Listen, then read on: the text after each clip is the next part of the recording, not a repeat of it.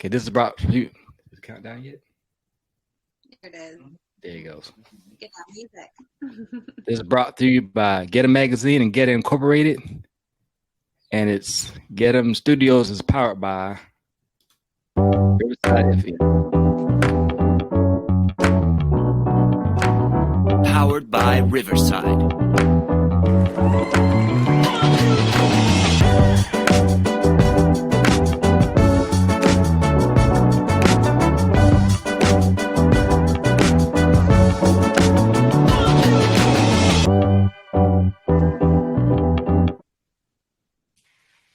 Okay, so today we got on our topic, we're talking about relationships.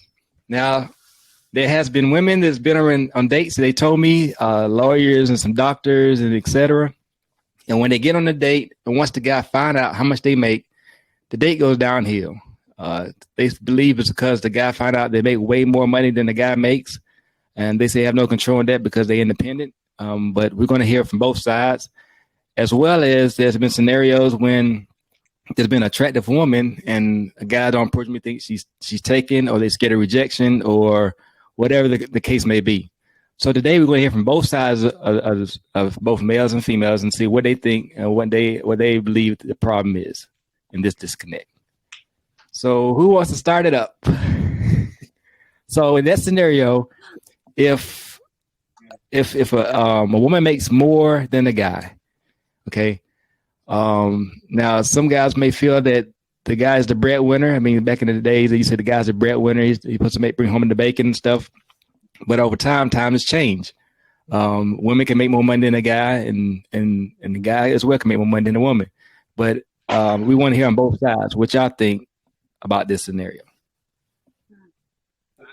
Everybody's got quiet. I'll jump in. I won't be quiet, Ernest. And I see everybody smiling, so I know they can't wait. But you alluded to the question, like, how does it make potentially Alex and myself feel as the two males on this call if we would meet a woman, right, and say she's a 7-figure earner, right? You're just intimidated, and you want to turn the other direction because the old school values are still there, which, I don't want to speak for Alex. Those carry over to our life. It's just human nature, right? We're programmed in America. The male is the breadwinner. But things have shifted where there is more independent women than ever. Like you said, there is more executives that are females in the Fortune 5 companies than ever. So actually, I think maybe time has shifted where if the male is still holding that point of view of that being intimidating and actually potentially making them want to not pursue that relationship, I would challenge that male to have a more open mind, because you hear the saying now, right? What if you can form a power couple, right? So maybe she does make more than you, but that's probably because she's more advanced, smarter, better in business. There's a reason you make 7 figures, right? So if you get in a relationship with that person, that woman may help level, say, me and Alex up to teach us how to generate more revenue, maybe think differently than we ever have, or just basically make us a better individual and maybe a better partner. So I would challenge any male that is intimidated by that scenario today because of old school thinking, because, the way it used to be with a male, right, is they would help level up their spouse. Well, it can be the reversal of roles now. You just have to let that ego down a little bit. So and I'll stop there for maybe Alex, Samantha, or Gabi, or anybody else to chime in. Yeah, that's a great answer. Yeah, I totally do agree with that. That, like, it's not about like just looking at the money. It's about like looking at like the motivation aspect. Like, if she's making more money than you, then that should be motivating you to step up your game, and you should be happy to be around her, and always look for other ways to make sources of income. Ask her questions, and that's my opinion on it. I think that it's you just have to look on the positive side of things and not just think about that she makes more money than I do and I can't be in a relationship with her. No, there's a way around it. Money can't make the choices. Mm-hmm. Yeah. What about you, Gabi? What's your thought? I have to say, I have been in both positions in relationships with people where I was making more and I was not making more. And unfortunately, in the situation where I was making more money than the person that I was with, that wasn't a healthy relationship, because while I was happy to bring that person up with me, as Josh and Alec kind of mentioned some points there, is come with me, climb up with me, we're going to do this together. And that person didn't see it that way. And I realized that wasn't allowing me to grow. And on the other side of it, where I have been in a relationship where someone makes more money than me, that's worked really well for me, where that person was very mature and we're both very financially stable and financially independent. And it's nice when you can work with someone, or a mature person that understands, well, I'm okay that she doesn't need me financially, and you can still enjoy each other's, company and grow and move forward. And I think that that's important, and definitely, kind of as Josh said, challenge someone who doesn't think like that, and to have, challenge them to grow mentally. Awesome, Gabby. Yeah, I'm applauding up here, Ernest. I don't know if you can see me. I think Yeah. Thanks. So now, Samantha, we haven't asked you, haven't heard from you yet. Oh man. So you're quiet to get out of this one. No, I'm not. I would argue that more so than anything, I think that's what's kind of challenging with this scenario nowadays is, like, for me, that wouldn't be a topic that I would typically bring up on a first date. Like if somebody approached me, like that would be, maybe I tell them that I work in healthcare. If they probe a little, or they say that that's what they do as well, I might give them a little more. But in terms of like coming down to establishing who's making more in this situation, unless you're presented with like, oh, this is what I do, and it's clearly like, going to be a major difference, I would feel uncomfortable talking about that initially. Now, I do think that when it comes to just a woman being able to sustain themselves minus a man's help, it kind of brings up the same point or same issue. And that goes back to the male themselves, if they're intimidated by that, because it doesn't necessarily mean that the woman has to make more. Sometimes if a woman can take care of themselves, it can bring up a lot of the same challenges, because men are used to maybe playing the provider role, or,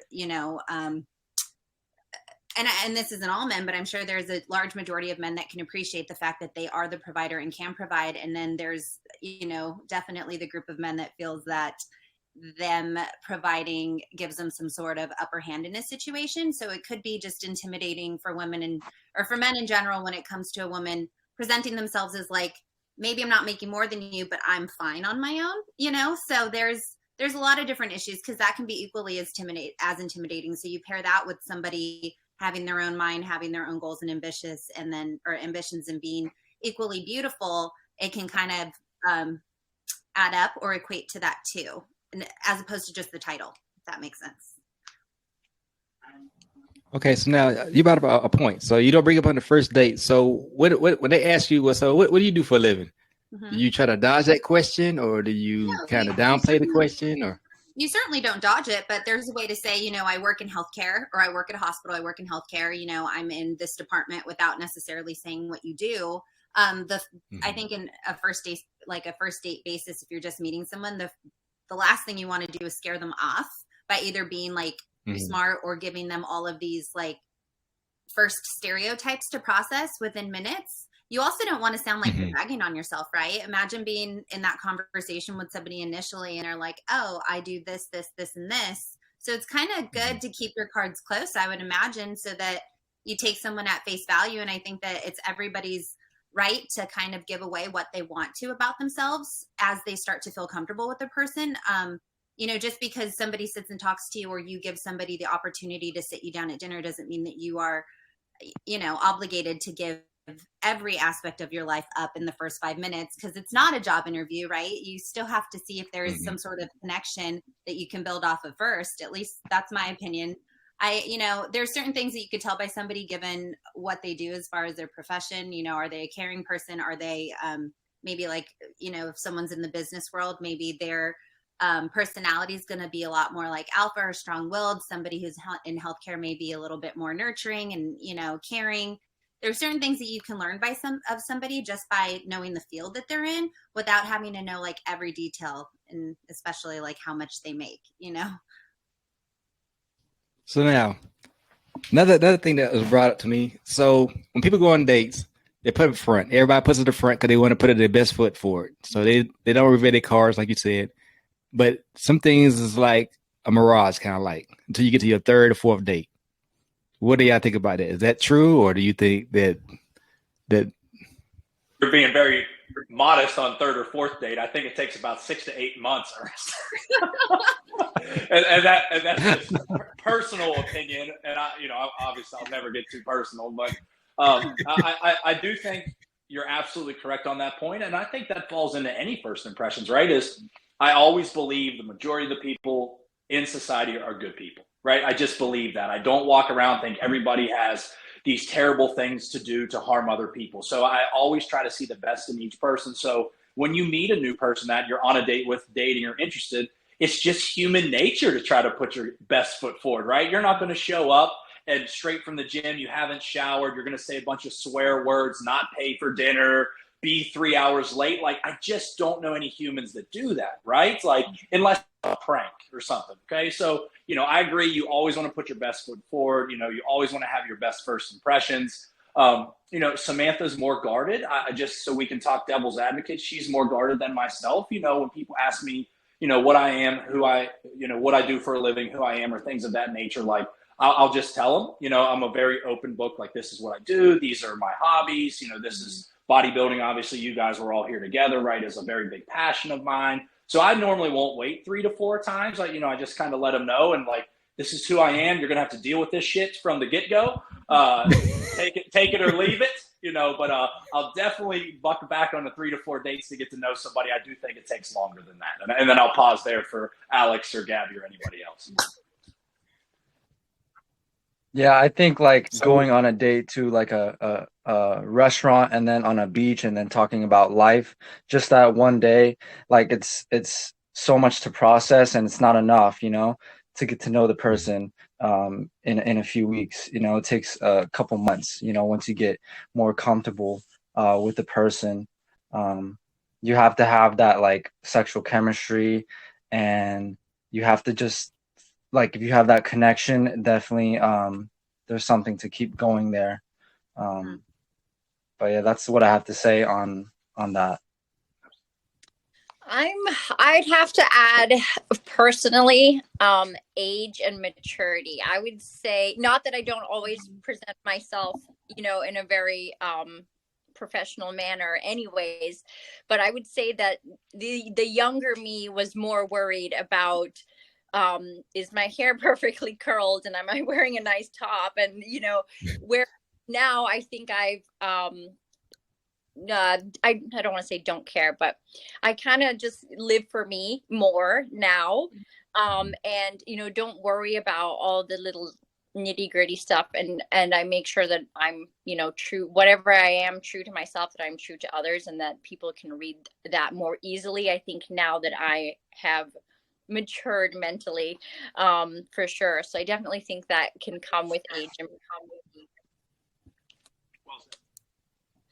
So Gabi's not going to surprise us in 6 months. We know exactly what we're getting with Gabi. Yes. So now let's go to my next question. So say there's a woman in, I don't know, the gym or a library or wherever, right? And some guys have told me this, they get intimidated. So I want to hear on both sides. She's very attractive and nobody's around her. And so they're trying to, so some women say that, that no guys approach them. And so we want to know, is it the demeanor? Is it, they're too attractive? Because some guys, nobody wants to be rejected. So, I mean, that could be a possibility. Or, and they have nobody around them. So we want to hear on both sides what y'all think. I mean, why would this person not get approached? Or want to hear both sides of the story. First? You can go first. Alex, you go ahead first this time since I've been starting out, and then I'll follow up with you. All right. Well, I mean, I think that like you shouldn't be afraid of rejection. I think you should just approach the person if you are attracted to them. I don't think you should hold back. I think you should always have just always be open, and don't be hesitant, because that's just gonna like limit you from just being your best version. And yeah, I don't think you should be holding yourself back.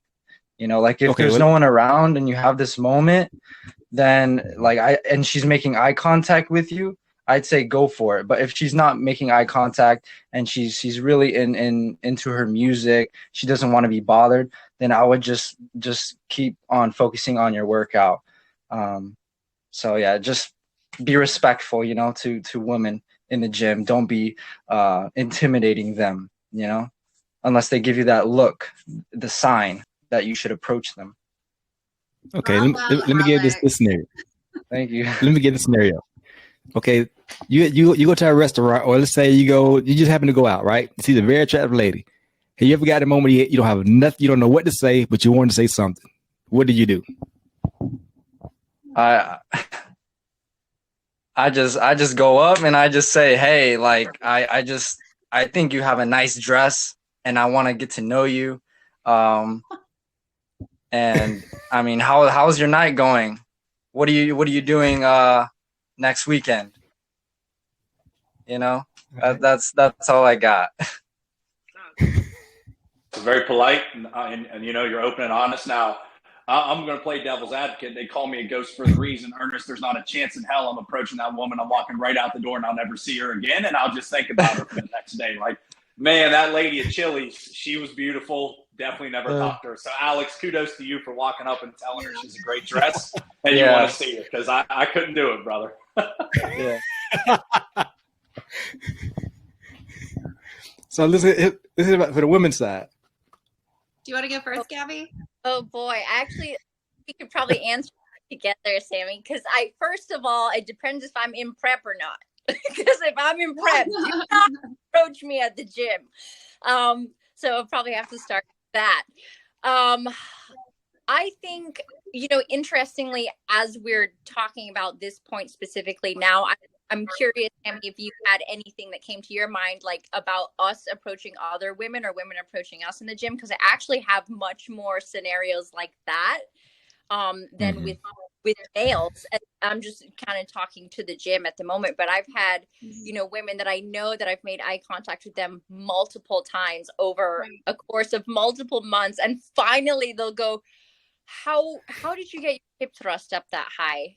I've been watching you for months. I can't, wanting to ask you, but I've been scared to approach you. And I've had more female interactions like that than male interactions. And, what I love is that at the end of the conversation, you uplift each other and that person now feels comfortable approaching you. On me approaching a male, just to turn it the other way, I usually try to think of like a really smart question to ask, like maybe like guy was like working on his truck or something, like, hey, let me look up some car parts so that I can incorporate that into my vocabulary and ask a really smart question to start a conversation. So that's usually kind of my approach if I want to lead the conversation. Well, research. I like that, man. That is quick. Yeah. Hard Nice. if it's a topic that I'm not too familiar with. Oh, man. So, just be careful. I might be seeing me Googling on my phone really quick. That's pretty good. I have to applaud Alex in saying that he is very aware of the setting, right? Because you mentioned like the gym and then a library, Ernest, when he brought this question up.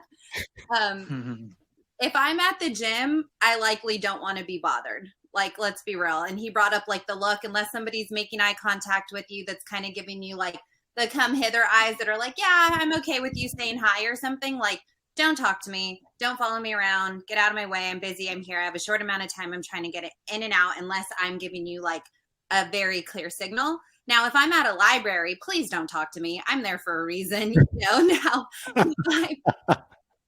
But you got to think of the setting, because if I am out on a Saturday night and I am by myself and I am at a bar or at a restaurant, maybe with my girlfriend or something, and you know, you're dressed to the nine and you're obviously enjoying yourself, like I feel like that's an appropriate situation to maybe approach a woman at. Obviously, if she's by herself, you can say like, hey. And if she's there with a friend, you can certainly ask what the girls are doing there, if they're celebrating. If someone says like, oh, we're having a girls' night, you know, we're catching up, like, okay, get it, noted, I'm taking a step back.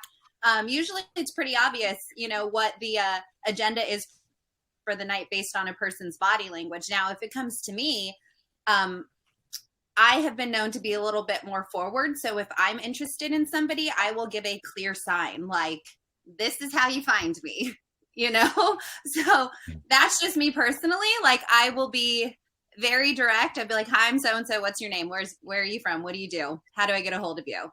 Okay. You know, so it's a very clear sign for me. If you're not getting that from me, I am not interested. That's just very broad out there. If I'm not giving you some sort of like, come get to know me, this is how you find me, I don't want it.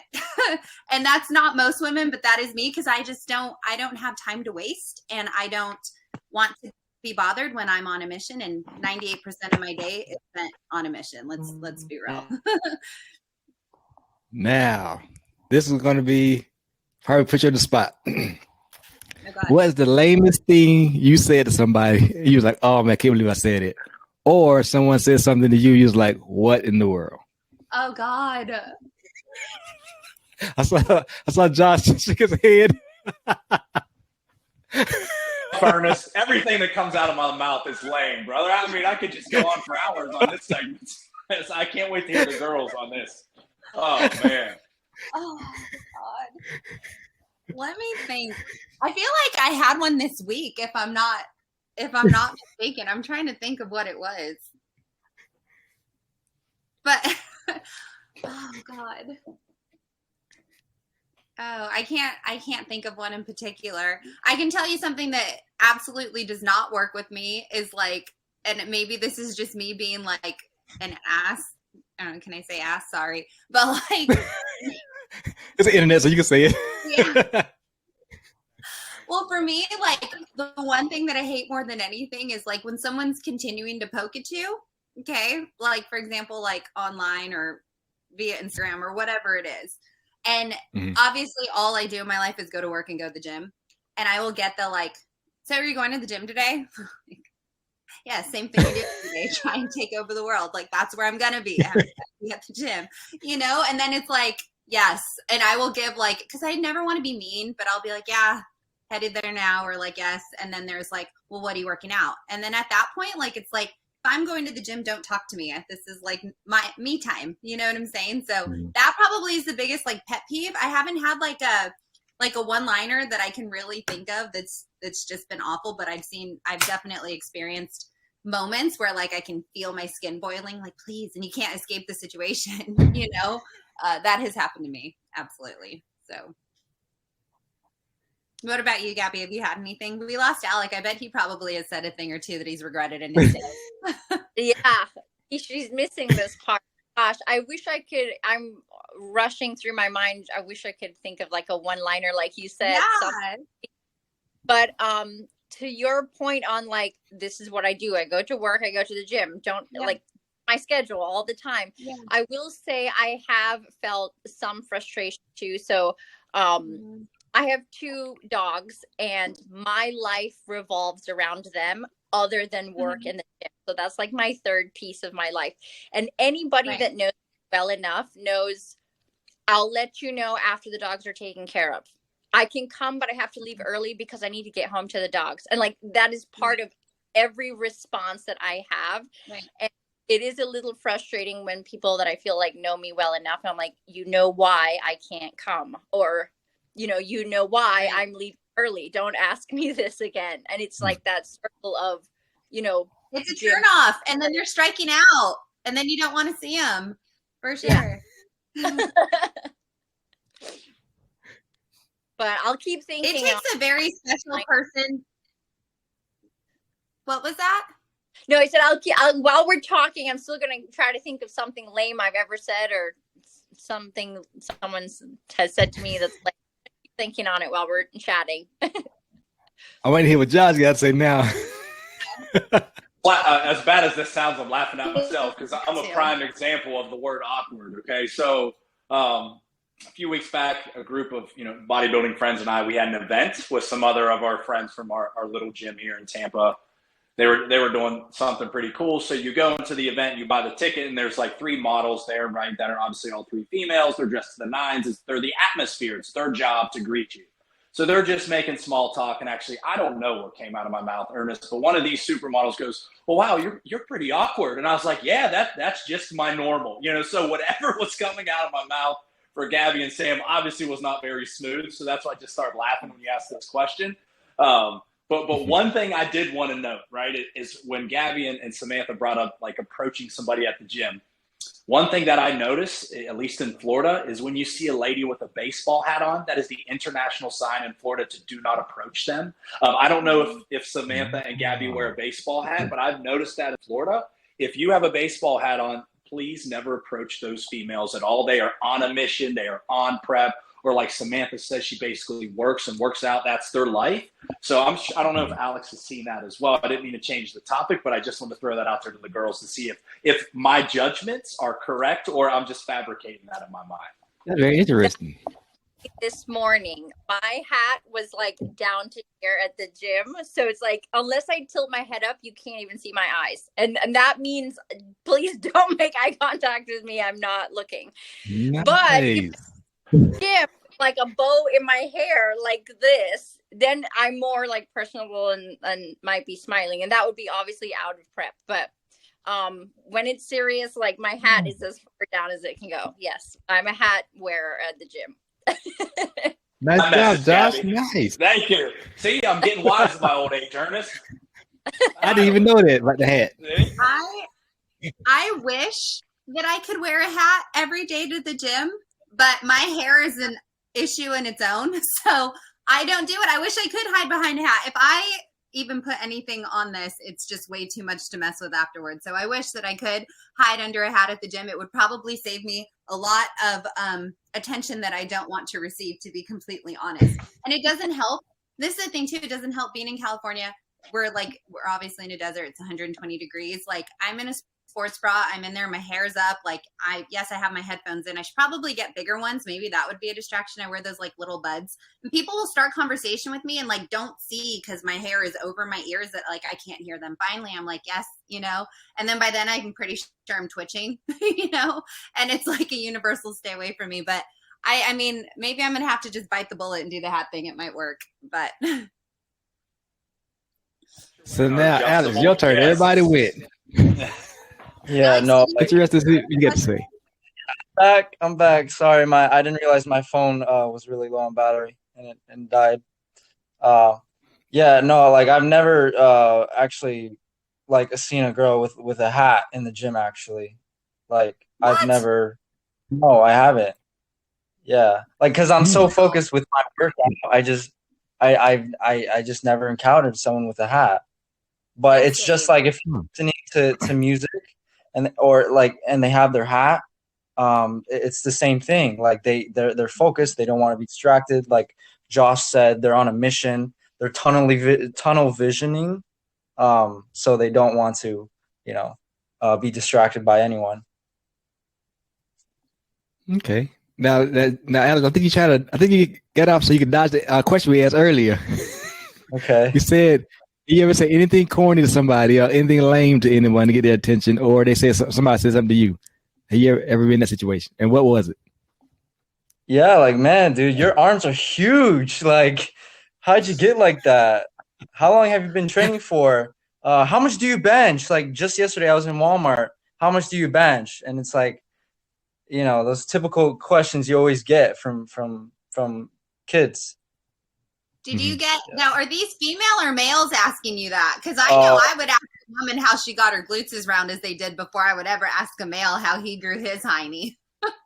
Yeah, no female has ever asked me that. Only male. They only compliment. I think they're just too intimidated by the veins. Like I think they're, yeah. Maybe most aren't attracted to vascularity. Alek, you might be my favorite person. Oh,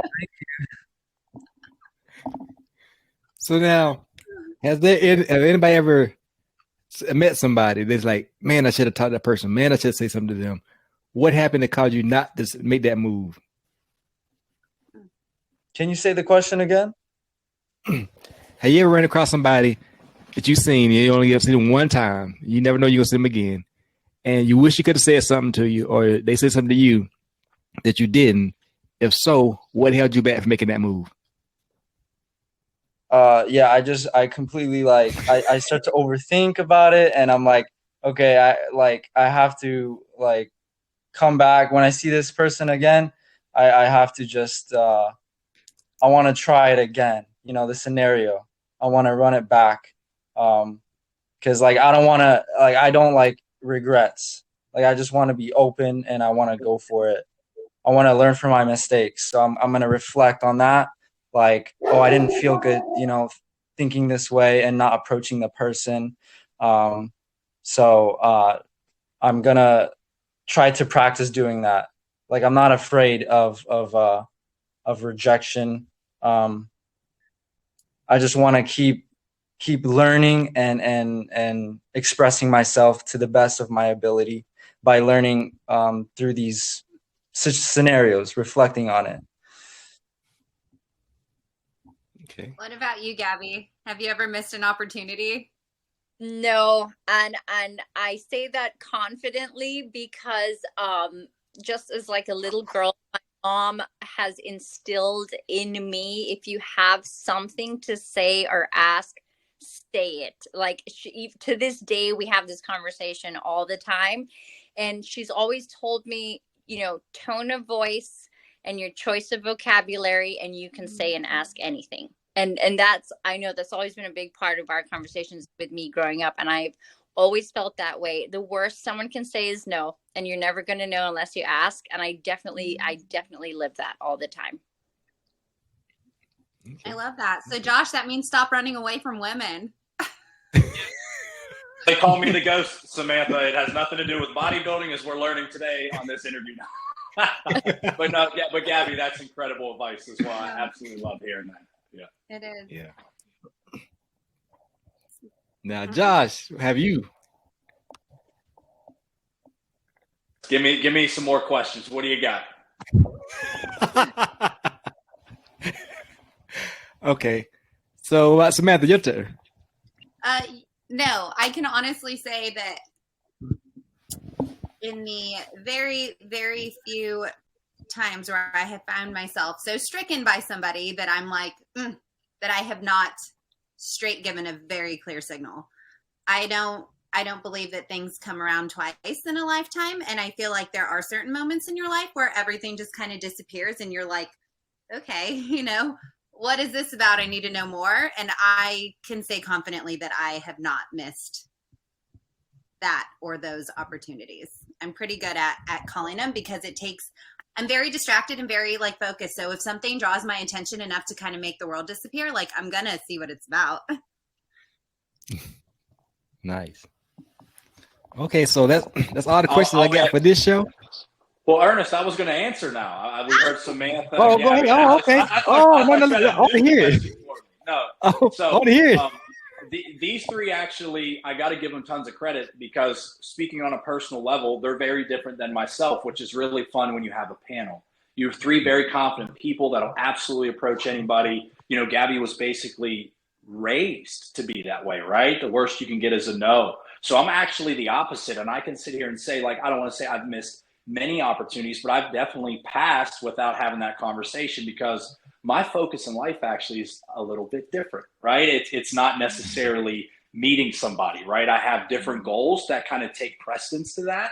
So sometimes I just look at that opportunity and don't think the timing with the other things in my life is actually worth pursuing at that time. So I will miss it because for whatever reason in my head, it's not the right timing, which I know we all believe there is no such thing as perfect timing, but I've passed those opportunities, not say due to self-doubt or fear of rejection. It's just, I don't think me meeting somebody at this point in time in my life will serve a benefit to myself or that person. So I've definitely passed on some opportunities there from that perspective. So Samantha, Gabi, and Alex, you guys are way more bold than me. You're unbelievable. I love it. Now, we'll ask another question before we break off our next show and we continue this next time. Have you ever like been told that it's somebody asked you, so why you not meeting somebody? You say, well, I'm too busy. Because I know, Josh, you said you had like different goals, and, and that's the reason why. Now, do anybody believe that you could be too busy in like doing your career or pursuing something to be in a relationship? First, and a lot of people don't believe this, because a lot of people have told me, if you have time, you'll make time. But I've actually met people that are actually so busy with their career that they don't have time. They're literally working 80 hours a week. So unless they call off of work, I mean, they really don't even have time for themselves, right? I mean, I've seen people like build businesses and put them on the NASDAQ where, I mean, I don't even know how to explain to you how these people even survive. They don't eat, right? Let alone have time for another individual. So it's an extraordinary circumstance, and it's not based on averages, but it does exist. And I found myself in that position about 3 years ago, Ernest, to be honest with you, where I didn't have time for anybody, even my own family, right? So I do believe it does exist at extreme circumstances, but I also am a big believer, if you want to meet somebody, you will make time. And, the best gift, me personally, is for somebody else to gift me their time, right? It's the most priceless commodity, because I understand, at least in all of our age group, we definitely have careers, hobbies. Bodybuilding is something we all do. We have family. I have a bulldog, Gabi. I have dogs too. So we have other things out there. We're not in college where we've got a bunch of free fucking time. You can skip class and do whatever you want, right? So that's just my 2 cents on that perspective, but it could be different across the board. Mm-hmm. I would agree with that. I know personally for me, I have very little time for myself and other things outside of like work and bodybuilding, because that's a focus of mine and a goal. I'm in my season right now. Come November, things will lighten up and maybe it would be different, but it is very hard to kind of find balance. And it's not even necessarily if you have the time for that person, but if that other person is going to be okay with the amount that you can give them. So it's not always just, do you have time for this person? Yes, they can make time, but is the time that they're making for you going to be enough to satisfy you? Maybe, maybe not. Maybe you'd have to meet somebody that's going to be on the same kind of page in terms of how busy they are. And I feel like if you're on the same, on the same level, you're going to have a better understanding for how valuable the other person's time that they're committing to you is, because it may not be a lot. So I think that's a good trade-off, is you'd have to kind of see where you two stand. Now, if some person, is extremely busy and another person has all the time in the world, I can see that as being a recipe for failure, because there's nothing to distract that person from being hyper-focused on you and what you're not giving them, right? What they're lacking in that situation. So I would argue that it's possible, but I mean, if you're going to be busy, it's probably easier to find somebody just as busy, so that when you're occupied, they're fending for themselves and not worried about what you have going on, to be completely honest. And then if you guys, as bad as it sounds, can schedule, hey, Sunday at 6:00, let's do a podcast for an hour. That's on my calendar. I'm working around it. I'm delegating that time for this specific cause. And I mean, if you find somebody with a similar, personality and a similar work week as you, that can very well work. Like, let's recap and, move on for the next week. But you never know. Everyone's a little different. So then that comes into like your love language, and that's a whole other podcast we're going to have to get at, Ernest. I think you nailed it for Tammy. And definitely, it's funny that you said love language, because I'm processing that in my head as you're speaking, as I'm nodding my head and, having relatable thoughts as to kind of what you said. And I would say that if you find someone that respects your priorities and sees that your priorities make you happy and enjoys seeing your happiness, and that can go both ways, then that would be successful. Nice. I like that. Yeah, that's really good, Gabi. Yeah, I think like if you can like understand like their situation, like how busy they are, Maybe you just have to give them like a simple like a plan. Like when can I meet with this person? And yeah, I think just making a plan, what time, what day, and you're also a very busy person. I think you can make something happen. Like, you know. Shared calendars. Right. Yeah. Right. Yeah. The There you go. secret, everybody. There it is. It really is, Hey, though. hey, it's our first date. Can we share a calendar? I can't wait to hear that one. If you guys saw my calendar, you would be like, why? Why is this person documenting everything? I mean, you will see everything from hair appointments to, medical appointments to what days I'm training what. Like it's pretty precise. So it's organization is a whole other subject with me, but yes. Yeah. You organize, and then that way, like if you're that on point, Sammy, right, with your scheduling, then when your free time is and how much free time you can allot to someone or an activity. Right. No, we lost Alec again. Uh-oh. His phone. So I got the OCB and GBO and IFBB them texting me. They're ready to get on. So we want to start there shortly in 10 minutes. But I thank everyone. Oh, nice! Got another visitor. Bubba on, since Alex jumped off, we'll put Bubba on just for Gabby. So my little guy. And every Nice. Josh brings his cute, adorable Frenchie onto the screen. Jesus. So we're gonna do this again sometime next week. We have some different questions. But thanks for everybody for joining us. Awesome. It will be on. Are you welcome? It'll be on YouTube. I'm gonna do clips of it and put it on Instagram. But it is available on YouTube. Oh, here you go, Alex. Yeah, it will be available on YouTube, and I'll put it on also on the Get Magazine's website. Awesome. All right. Thank you so much, Ernest. Thank you, Ernest, for putting this Yeah. together.